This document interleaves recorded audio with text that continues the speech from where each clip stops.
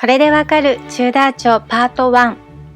チューダー朝の動画は長くなってしまいますので3回に分けてお伝えします。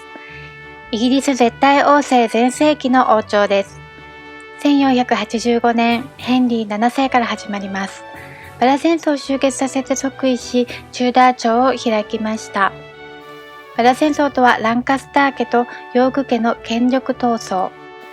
ランカスター家の女系の血を引くチューダー家のヘンリー7世がヨーク家を倒し、またヨーク家のエリザベス王女と結婚したことで戦争は終わり、チューダー朝に入りました。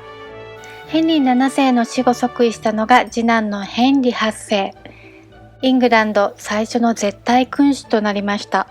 悪名高い王ですが、文武両道のカリスマ性のある王でもあったようです。語学はラテン語、スペイン語、フランス語に通じ、運動神経も抜群で狩猟もお得意。音楽も好きで作曲したり、楽器を演奏したり、あと文章を書き、詩を読むなどの芸術方面でも長けていました。若い頃はほっそりとして綺麗なお顔だったようです。どんどん変わっていくんですけどね。ヘンリー8世の結婚遍歴はすごい。6人の妻がいました。一人ずつ説明していきます。キャサリン・オブ・アラゴン。スペイン王女で政略結婚でした。政略結婚の折に最初は仲のいい夫婦だったようです。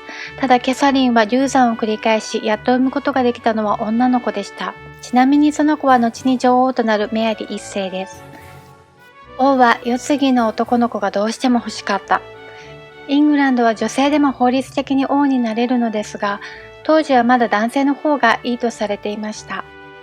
そんな時、キャサリンの次女をしていたアン・ブーリンに心惹かれます。愛人になってほしいと口説くもアンは正妻にしてくれなければ嫌ですと肉体関係を拒否。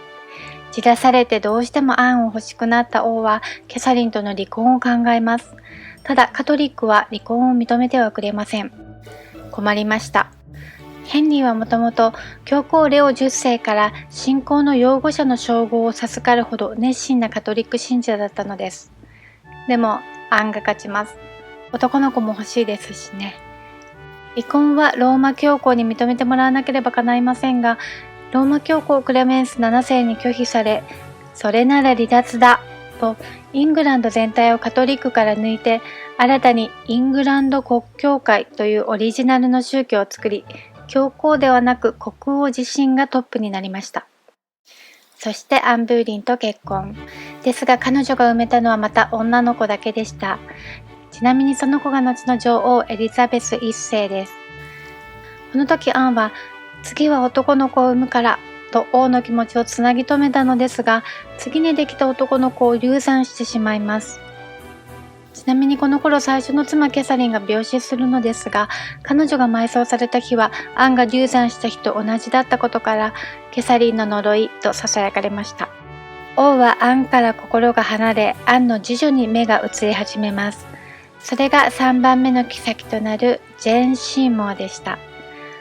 ヘンリーは彼女と結婚したいと思い、アン・ブーリン王妃は貫通罪、近親相関罪などの罪状をでっち上げられ、流産から3ヶ月後処刑されてしまうのです。ヘンリー8世はアン・ブーリンが処刑された日にプロポーズ。野心家だったアン・ブーリンと対照的にジェーンはとてもおとなしく穏やかな性格でした。ヘンリーは彼女といると心が落ち着き、幸せな結婚生活だったようです。6人の中で唯一彼女だけは同じ墓に埋葬することを希望したくらいです。そして彼女は待望の男の子を産みました。後に王となるエドワード6世です。ただジェーンは難産で体が弱り、そのまま亡くなってしまいます。エドワードは生まれつき体が弱い子だったので、世継ぎとしては安心できず、ヘンリーは他にも子供が欲しいと思います。そしてアン・オブ・クレーブスと結婚。ヘンリーの家臣トマス・クロムウェルから勧められ、彼女の肖像画を見て美しいと思い結婚を決めましたが、実際の彼女は肖像画と違っていて、ヘンリーは怒り、なんとトマス・クロムウェルを処刑。そしてアンとは半年で離婚。こうなると単純に世継ぎのための結婚とも言い切れないですね。次にヘンリーはアン・オブ・クレーブスの次女をしていたキャサリンに惹かれます。妻の次女っていうパターン多いですね。彼女は大した教育はされてなく、読み書きもできなかったそうですが、その分自由にのびのび育ち魅力的でした。ただ、宮殿の常識も知らず、のびのびしすぎたようです。王の帝臣トマス・カルペパーと恋に落ちます。それが王の耳に入り、最初はヘンリーはその話を信じませんでしたが、キャサリンがカルペパーに宛てた手紙が見つかり、キャサリン、カルペパーともに処刑されました。処刑台ではスピーチの時間が与えられますが、そこでキャサリンは、私は王妃としてではなく、トマス・カルペパーの妻として死にたかった、と言っています。まだ21歳でした。最後の妻、キャサリン・パー、ヘンリーより21歳年下でした。彼女はとても優秀で、ヘンリーと対等に学術談義ができるだけの知性を持っていました。ヘンリーの息子エドワードの教育係でもあり、メアリーやエリザベスの良き警母でもありました。当時母親の処分により諸子の身分に落とされていた2人を再び王女の位に戻しました。このことがなかったらその先2人が女王になることはなかったのですから、すごいことをしたようです。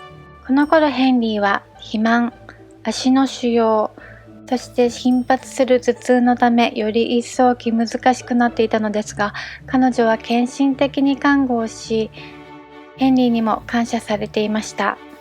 ヘンリーは彼女に見とられ亡くなりました。この6人の妻たち、順番に言うと、離婚、処刑、病死、離婚、処刑、生存。こちらの絵をご覧ください。作者は不明です。王妃の座を追われるキャサリンと公衆の面前で愛を囁く国王とアンブーリン。